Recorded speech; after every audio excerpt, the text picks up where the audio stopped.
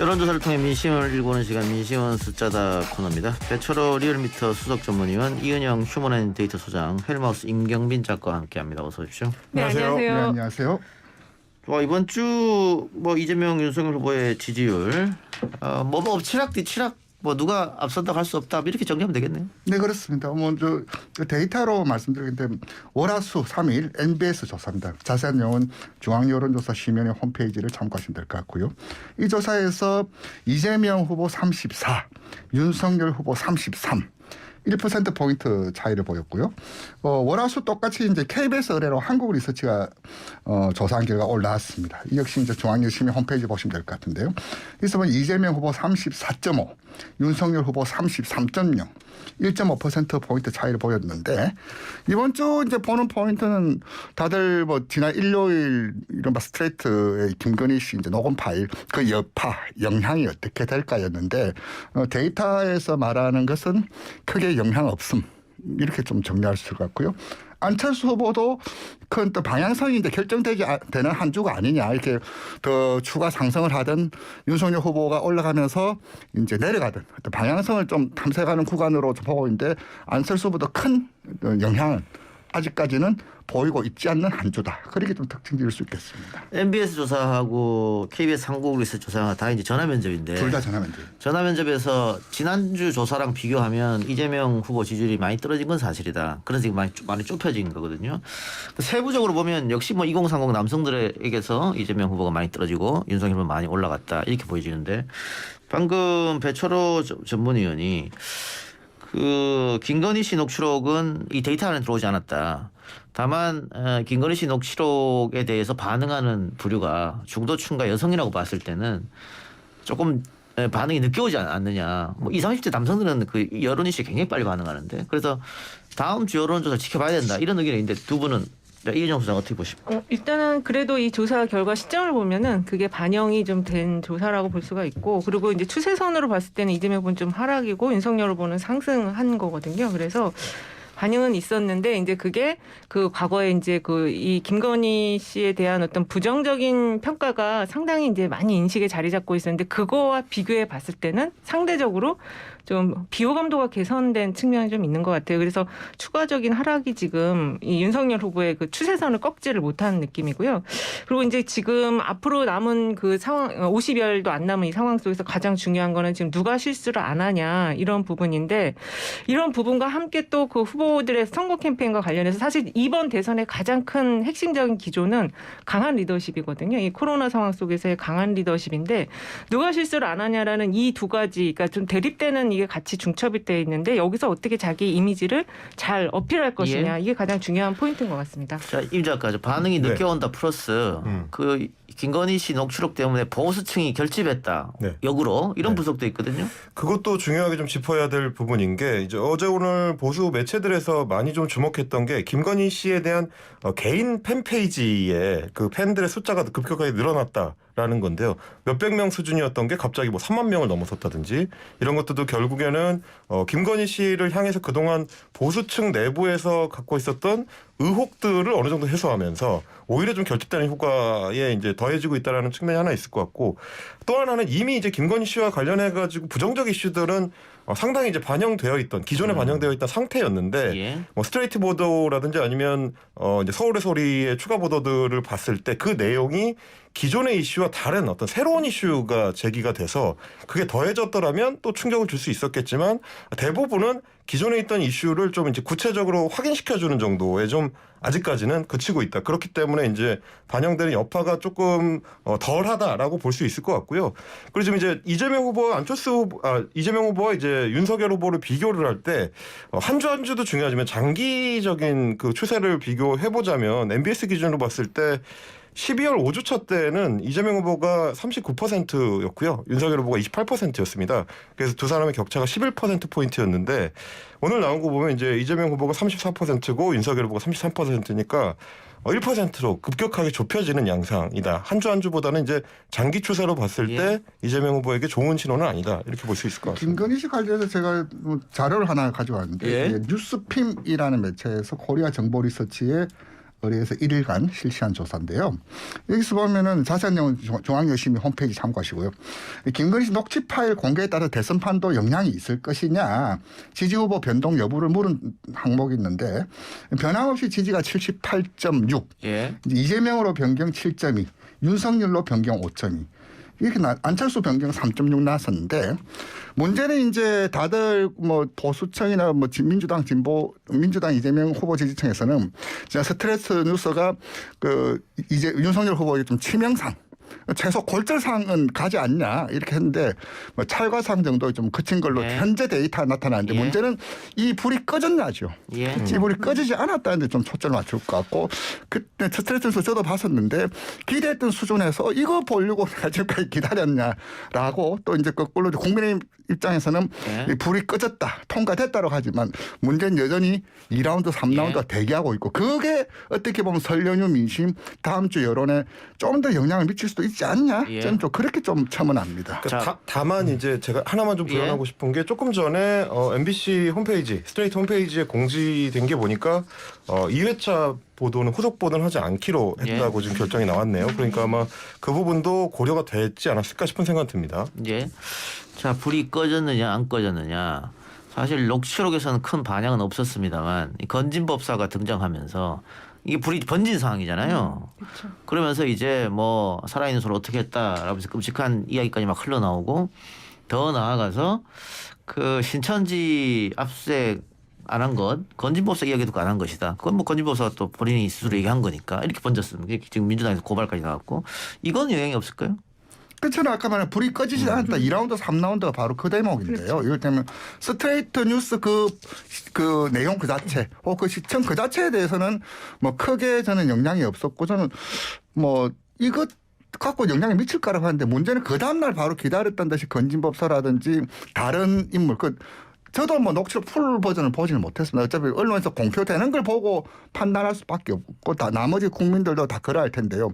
이제 문제는 그 다른 내용이 또 어떻게 나오느냐 또 이제 그 내용 이외에 그 연관성이 있는 이슈나 인물들 이 등장에 따라서 출렁거릴 여지는 있다. 충분히 있다. 이게 좀 그렇게 봅니다. 짧게 덧붙이면 선대위에 무속인이나 종교인이나 역술인이 이제 선대에 좀 들어오는 건 선거 때 좀 보통 일상적인 일이거든요. 그런데 지금 이 건진법사와의 관계를 보면은 상당히 그 오랜 기간 이 교류가 있었던 걸로 보여지더라고요. 그래서 이게 어떻게 보면은 이제 그 딸이 그 뭐 김건희 씨 하는 일에 많이 이제 뭐 같이 도움을 주기도 하고 받기도 하고 이런 상황인 게 나와서 그게 이제 지금 남아 있는 불씨가 앞으로 퍼질 수 있는 그런 대목이라고 저도 보고 있어서 중요하게 보고 있습니다. 예. 다만 이제 저는 이제 여론조사 지표에서 MBS 볼 때 계속 이제 신경 써서 보는 게 윤석열 후보의 지지층에서 왜 윤석열 후보를 이제 지지하느냐를 꼽을 때 지속적으로 정권 교체를 위해서라는 게 압도적으로 높게 나옵니다. 이번 조사에서도 69%를 나왔기 때문에 대체로 지금 70% 가까이 나오는 추세를 유지를 하고 있는데 그럼에도 불구하고 그러니까 후보 자질에 대해서는 지지층조차도 큰 기대가 없는데도 불구하고 일정 이상의 지지율을 계속 이제 가져가는 걸 봤을 때는 윤석열 후보의 뭐 그런 어떤 무속 관련 논란이라든지 이런 게 어느 정도는 지지층도 이제 인식하고 있고 좀 반영이 돼 있는 거 아닌가. 그렇기 때문에 예. 이제 뭐 후속 보도들이 더 나와봐야 알겠습니다만 예. 아직까지는 결정적 영향을 미치는 정도는 아닌 것 같다. 예. 뭐 저는 이렇게 봅니다. 자, 아까 배철호 위원이 뉴스핌 조사 영향을 안 미치다 70% 그런 조사를 말씀해 주셨는데 16, 17일 날 JTBC가 조사한 거 자세한 거는 여심이 홈페이지 참조하시고 선거에 영향 줄 것이다 62.8 안 줄 것이다 33.7%거든요. 그러니까 이것도 언제 조사를 했냐. 그렇죠.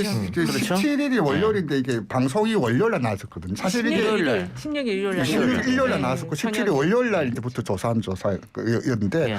요일에 따라서 이렇게 영향도 그렇죠. 사실 이게 이따매와 들어보니 또 다른 건데 사실 항상 고조되었을 때는 큰 영향이 있지 않을까라고 다들 그렇게 지켜봤었죠. 예. 근데 그 요인이 아닌가라고 좀 보여집니다. 이런 것들 다 참조해서 판단해 주시기 바라고요.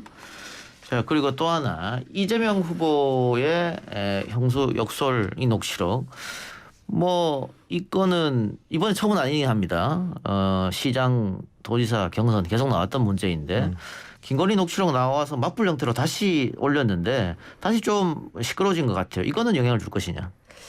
저는 이것도 마찬가지인 것 같습니다. 이미 사실은 상당히 반영이 돼 있는 이슈고, 심지어는 저 같은 경우는 이제 커뮤니티 민심을 좀 중요하게 봐서 이제 쭉 한 번씩 돌아보는데요. 여초 커뮤니티, 특히 뭐 여시 같은 큰 커뮤니티에서는 오히려 전체 녹취록을 보고 나서 상황이나 맥락에 대해서 이제 이해하는 사람들이 이제 나올 지경이기 때문에 기존에는 이미지 중심으로 이제 욕설 녹취가 소비가 됐었다면 오히려 좀 전체 맥락을 보는 사람들이 늘어나는 정도의 이제 변화가 있고요. 전반적으로는 이재명 후보에 대한 어떤 지지율에서는 역시 김건희 씨 녹취처럼 결정적 영향을 미치기는 좀 어려울 것 같다. 이렇게 판단하고 있습니다. 이게 선 반영이 이미 된 내용이기 때문에 이재명 후보의 비호감도가 높았었던 것이고요. 그래서 이 반제 김건희 씨 녹취에 반대하는 반작용으로 이거를 지금 내놨는데 그렇게 크게 영향을 미치지는 않을 걸로 저도 보고는 있거든요. 그런데 지금 이제 그 녹취록 중에서 김혜경 여사 뭐 웃음소리가 어떻다 이걸 또 지적하는 부분이 있는데 그거 가지고 이게 뭐 전체 후보의 지지율에 영향을 미치기는 저도 좀 어려울 것 같아요. 새로운 요인이라고 지금 그 웃음소리를 대목을 자꾸 이제 뭐 보도를 하거나 그 부분을 강조하는 게 있는데 그거 가지고 후보 지지율에 영향을 미치기는 어렵다 이렇게 보고 있습니다. 저는 이 대목에서 참 좀 답답함을 느끼는데요. 이를테면은 김건희 씨가 무슨 말을 했고 뭐 이재명 전 지사가 무슨 통화를 하고 이런 것도 물론 판단의 기준 뭐 알 권리라는 이름으로 요구도 할 수 있고 들려달라고 하셨지만 이게 과연 후보를 결정하는데 자꾸 이제 중요하게 이제 다루어지고 이것을 자꾸 이제 키우려는 언론 이게 과연 맞나라는 생각을 이번에 좀 해봤습니다. 좀 여기서 이제 여기까지 이제는 진짜 대한민국이 어떻게 가야 되고 누가 이 코로나 국면에서 민생을 누가 살릴 것인가 그게 좀 주력해야 되지 않나. 우리 언론의 보도 행태도 저도 한 말씀 좀 꼬집고 넘어가겠습니다. 알겠습니다. 아까 제가 이야기했던 JTBC 의뢰에서 글로벌 리서치가 17일 양일간 한 조사. 이거는 이재명 후보의 녹취록도 과연 영향이 있느냐 같은 질문을 했는데 56.8%가 영향이 있다. 이렇게 일단은 답은 했습니다만 우리 전문가들은 영향이 없을 것이다. 이렇게 답변 주셨고요. 자, 이번 대선에서는 2030 젊은 층이 아마 승패를 잡을 것이다. 이런 얘기는 뭐 예전부터 쭉 있었습니다. 그리고 지난달 조사죠. 12월 말 조사만 보더라도 그러니까 국민의힘의 내용이 계속 깊어졌을 때 그때 조사에서는 20대에서도 이재명 후보가 더블 스코어로 윤석열 후보를 앞서고 있었다. 근데 지금 2주 좀 지났나요? 2주 3주 지났나요? 반대로 윤석열 후보가 더블 스코어로 이재명을 앞서고 있다. 너무 스윙보터가 하더라도 너무 왔다 갔다 하는 거 아니냐. 어떻게 보세요? 변동성이 큰데 저희가 이제 오마이뉴스 의뢰로 리얼미터한 조사가 전국 단위께 3,000명 조사를 합니다. 3,000명 하다 보니까 하위 표본이 풍부하거든요. 그러다 보니까 성별뿐만 연령, 성바의 연령으로 보는데 지금 이대남과 지난번 또 이제 지난주에 발표했지만 YTN 의뢰로 리얼미터가 2030들만을 대상으로 한 조사가 있었는데 보면 20대와 30대는 또 달라요. 과연 그것을 한 덩어리로 볼 수 없다는 그런 특징. 또 하나가 뭐냐면 20대 내에서도 남성과 여성은 또 확연히 좀 갈리더라. 이번 조사를 보더라도 이대남 같은 경우는 윤석열 후보 의견이 지지율이 58% 이제 이재명 후보 17%지만 이대녀 같은 경우는 이재명 29.6 윤석열 28.1 아주 좀 팽팽히 붙어 있거든요. 한 덩어리 볼 수 없다. 근데 또 하나 특징이 뭐냐면 충성도가 매우 낮다. 굉장히 사안사안 이슈에 따라서 출렁거림이 크다. 이런 특징은 선거 아직도 방향성을 못 잡고 있는 것 같아요. 다른 405가 6070은 대략 흐름이 패턴이 정형화되는 단계로 좀 가는데 역시나 2030은 아직도 뭐라고 특징 지을 수 없는 그런 상황이다. 그렇게 말씀드릴 수 있습니다. 그 오마이뉴스가 리얼미터랑 그 조사를 보면 이제 2030 그 흐름을 지난번 조사와 비교해서 보면은 이대남 특히 이제 2030 남자 같은 경우는 윤석열 후보가 상승하고 지난 조사와 대비했을 때 안철수 후보가 하락하는 패턴이었고요. 2030 여성 같은 경우는 일단 안철수 후보가 상승하고 심상정 후보도 상승했다. 그 차이가 좀 있었습니다. 근데 이제 그 세대와 연령별로 가장 큰 똑같이 나타난 패턴은 무당파가 줄었다는 거거든요. 그래서 어쨌든 지금 이들 표심을 지금 정하고 있는 과정이다. 이렇게 좀 볼 수는 있을 것 같아요. 그러니까 다만 이제 제가 뭐 한 가지 좀 다른 결에서 말씀을 드리고 싶은 거는 뭐 이대남이나 이대녀도 중요하지만 지금 2030 세대 묶음에 대해서 이제 중요시하는 거는 결국 이게 중도층의 표심과 굉장히 좀 깊게 연관이 되기 때문이지 않습니까?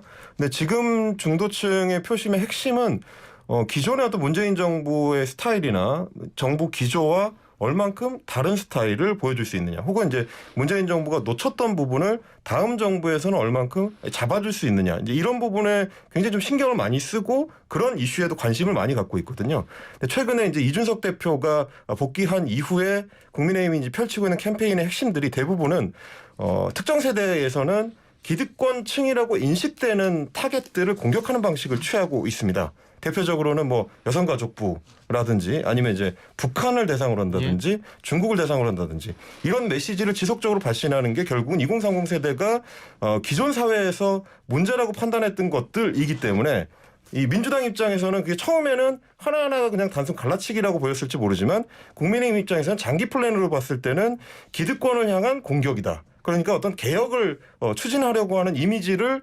2030층에는 주고 있는 측면이 있다. 이 민주당이 이 부분을 만약에 놓치게 된다면 설 전에 어떤 따라잡기 위한 구도를 바꾸기 위한 싸움에서는 좀 불리한 국면에 처할 수 있다. 이걸 좀 신경을 써야 될 것 같습니다. 지금 임경민 작가 말처럼 여가부 또 북한, 중국 이게 특정 세력을 다 계속 딱 한 거지 않습니까? 누가 봐도 20대 남성, 30대 초반 남성까지 겨냥한 건데 과거 트럼프 대통령이 백인 남성을 타겟으로 한 것처럼 근데 민주당이 안이하게 판단하는 게 이거 갈라치기다라고 해봤자 어쨌든 여론은 못 키고 있다 아니 실상으로. 선거에서 아까 말씀하셨던 그 굳이 개념 용어로 따지면 에너미 세팅, 타겟 세팅이라고 해요. 왜냐하면 지점을 설정해 주고 봐라 이렇지 않냐라는 걸 굉장히 쉽게 이야기를 할 수 있거든요. 갈라치기 만으로만 설명할 수 없는 그런 것들 아까 말씀드린 결국 이제 굉장히 적게와 분노에 따른 타겟도 있지만 갈구하고 있는 거 그들이 바라는 것도 세팅이거든요. 타겟 세팅이라는 거죠. 이제 그런 측면에서 지금 이재명 후보가 좀 뭔가 계속적으로 던지고 있는데 확 터지는 건 아직까지 좀 보이고 있지 못하다. 그러니까 하지만 축적의 힘도 필요하다. 좀 그렇게 좀 그 봅니다. 대목에서 지금 이제 그 민주당 선대위 같은 경우는 실수를 안 하는 거를 가장 중요하게 지금 생각하는 것 같아요. 근데 그 대목이 오히려 발목을 잡을 수가 있다. 그 아까 이제 타겟 마케팅이라고 했는데 실수를 하지 말아야 된다고 그렇게 단속을 하면서 후보께서 최근에 강원도 갔을 때 미사일이 지금 북한이 계속 쏘고 있는 와중에 뭐 금강산 관광에 관한 이야기를 한다든지 결정적인 실수 발언이 또 나온 거거든요. 그래서 이게 이제 이게 실수를 하지 말아야 된다라는 기조를 계속 가져가다 보면 변화하는 민심에 이게 아주 민감하게 대응을 못할 수밖에 없어요. 그래서 이런 발언이 나온 것이 아닌가 저는 보고 있기 때문에 이 변화하는 민심에 조금 더 민주당이 더 좀 깊이 들어가서 반응을 하면서 이 흐름을 잡아가야 된다라고 생각을 합니다. 이은영 소장님 말씀에 이제 한마디만 더 얹자면 사실은 그런 맥락이 있습니다. 지금 이제 어떻게 보면 11월 구도로의 복구 측면을 이제 민주당이 굉장히 좀 신경을 써야 되는 게 11월 초에 후보가 결정되고 나서 국민의힘이 굉장히 좀 강하게 컨벤션 효과를 누리면서 격차를 벌려나가는 시점에서 윤석열 후보와 국민의힘 캠프에서 구상했던 전략이 굉장히 비슷합니다. 시간을 벌면서 실수를 안 하는 쪽으로 집중하는 일종의 침대 축구 전략을 사용하기 시작했는데 그때 민주당과 이재명 캠프는 캠프를 재조립을 하면서 이제 변화, 혁신 이런 걸 보여줬거든요. 그럼 결국 이제 대선같이 큰 선거에서는 누가 바꾸려는 세력이고 누가 지키려는 세력이냐, 누가 기득권이고 누가 기득권 타파 세력이냐 이런 이미지가 굉장히 중요한데 지키려고만 하면 이 시간이 여전히 50여일 가까이 남아있기 때문에 쉽지 않을 것이다. 민주당이 지금 판단을 굉장히 중요하게 해야 될 시점이 아닌가 싶습니다.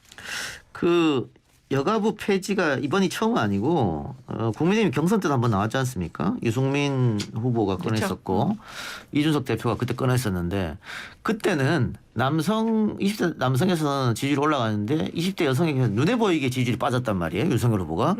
그런데 지금은 아까 우리 여론조사 결과를 언급해 줬습니다만 20대 남성한테는 굉장히 윤석열 후보가 올라갔고 여성은 그렇게 빠지지 않았다. 이건 어떻게 해석해야 될까요? 그러니까 이거를 좀 장기 시계열로 같이 보시면 좋지 않을까 싶은 것이 처음에 여가부 폐지를 페이스북에 한마디 툭 던졌을 때는 후폭풍이 만만치 않았습니다. 그리고 그 다음에 국민의힘이 캠페인 펼쳤던 게 중국을 타겟으로 한 멸공 그 캠페인이었는데 그때까지도 여전히 방어가 가능한 수준, 민주당 입장에서는 방어가 가능한 수준의 후폭풍이었는데 이게 쌓이니까 그 다음에는 민주노총이라든지 그러니까 젊은 층에서는 기존 체제의 상징으로 표상되는 대상들을 지속적으로 타겟팅을 하니까 신호를 인식하기 시작하는 거죠. 2030층 입장에서는 처음에 여가부 폐지 하나만의 문제가 아니고 계속해서 누적되는 그러니까 이제 기득권 체제의 시스템에 대한 상징들을 국민의힘이 자꾸 설정을 해주고 그걸 타파하기 위한 움직임, 정권을 바꾸면 이 질서를 깨뜨릴 수 있다. 이런 메시지가 지속되는 거에 대해서 반응하는 측면이 있지 않을까. 그렇게 치면은 사실은 2030 여성층도 이슈 하나만이 아니고 좀 더 장기 시계열로 봤을 때는 그런 이미지와 메시지에 좀 작동되는 측면이 있다. 이렇게 보셔야 될 것 같습니다. 그러면 중국이나 북한에 대한 혐오 내지는 우호 정서. 그건 성별을 구분하지 않습니다. 구분하지 않고 다 있다 이거죠? 2030은 다 가지고 있습니다. 근데 지난주 이제 월화에서 저희 수요일 날 YTN 의뢰로 이제 리얼미터 조사한 보면 여가부 폐지에 대해서 여성도 40%가 찬성을 하는 걸로 나타났거든요. 단순히 이제 2030 그때 이현영 소장과 같이 방송했지만 이게 단순히 2030만의 문제, 젠더의 문제만은 아니더라. 그만큼 이제 여가부 자체가 좀 표현이 좀 그렇지만은 그 유승민 의원이 지난 경선 시기할 때 좀 약간 기획성 도발이었거든요. 왜 그러냐라면 이래저래서라는 대답을 준비했는데 물고 오지 않으면서 확정이 안 됐었는데 그만큼 이제 여가부의 조직에 대해서는 단순히 2035뿐만 아니라 여성 내에서도 굉장히 중첩적인 시각이 있더라. 좀 그런 게 데이터를 한번 확인됐습니다. 거기에는 약간 그 후보에 대한 이미지를 20대, 30대 여성, 남성이 바라보는 시각이 좀 다른 것 같아요. 특히 이제 여성 같은 경우는 이 윤석열 후보에 대해서도 지지가 좀 높게 유지가 되고 있는 게 그 후보의 어떤 그 태도, 부인에 대한 태도라든지 이런 거 지금 이제 온라인 커뮤니티 밈 같은 거 보면은 말 잘 듣는 남편 요렇게 지금 이미지가 형상화 돼 있는데 실제로 좀 그렇게 좀 받아들이는 면이 있는 것 같거든요. 그래서 후보가 주는 어떤 이미지가 이 여성층에겐 조금 더 작동을 하기 때문에 그 윤석열 후보에 대한 게 남성보다는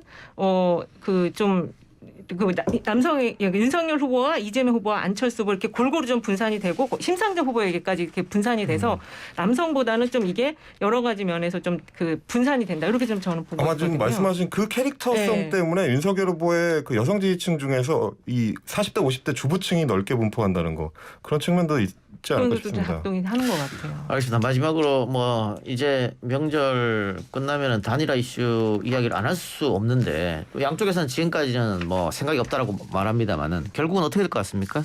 예, 1분씩 드리겠습니다. 이제 불확실한 확실성이 뭐냐면 단일화가 어찌 될지 모르지만 단일화가 되면 이긴다라는 그런 불확실한 확실성은 지난 2, 3주 사이 이번 주까지 계속 나타난 것 같아요. 결국 이제 단일화에 대한 관심, 단일화의 압박 혹은 단일화에 대한 룰 세팅은 1차적으로는 이제 국민의힘, 국민의당, 윤석열, 안철수 두 후보 문제지만 또 이 파장이 의문의 일패를 또 민주당 이재명 후보도 당할 수 있다. 저는 이제 우리 정치가 좀 예측 가능하고 안정성을 보인다면 이것도 좀 빨리 좀 풀었으면 좋겠다. 이게 다 언제까지 삿바잡고 질질 끄는 그런 식의 그래서 옳지 않다. 저는 또 그런 규범적인 말로 대신하겠습니다.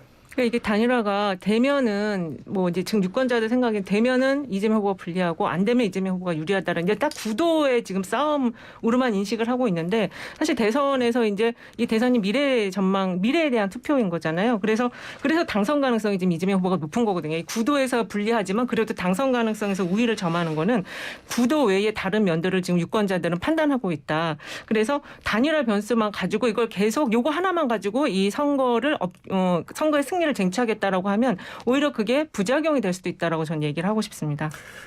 이게 이제 국민의힘 입장에서 보면 안철수 후보가 위협적일 수 있는 가장 중요한 포인트는 2030 세대의 윤석열 후보 지지층이 빠져나갈 수 있는 가능성입니다. 근데 최근에 여론조사 지표에서 확인되는 바로는 그게 어느 정도 멈췄거나 혹은 이제 반대로 역류하는 현상을 보이고 있기 때문에 시간이 갈수록 설 전후해가지고 시간이 갈수록 국민의힘 입장에서는 단일화에 대한 욕구가 커지지 않을 가능성도 상당히 있다.